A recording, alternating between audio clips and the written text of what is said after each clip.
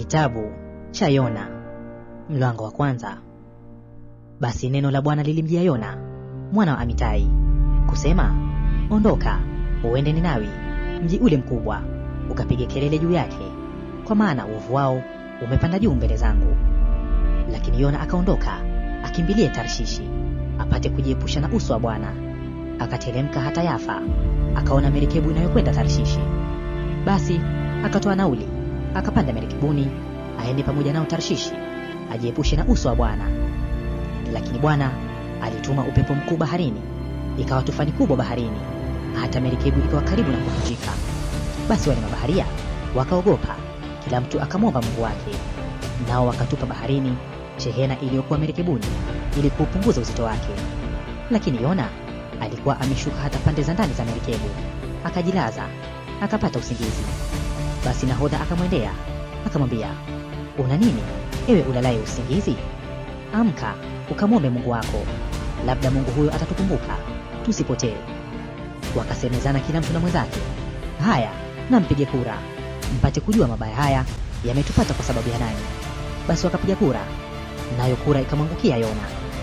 Ndipo akamwambia, tafadhali utuambie, wewe ambaye mabaya haya yametupata kwa sababu yako, kazi yako ni kazi gani? Nawe umetoka wapi? Nchi yako ni ipi? Nawe umtu wa kabila gani? Akawaambia, mimi ni Mwebrania, nami namcha Bwana Mungu wa mbingu, aliyeziumba bahari na nchi kavu. Ndipo watu wale wakaogopa mno, wakamwambia, ni jambo gani hili ulilotutenda? Kwa maana watu wale walijua ya kuwa amekimbia ajiepushe na uso wa Bwana, kwa sababu alikuwa amewajulisha. Basi wakamwambia, tukutende nini ili bahari itulie?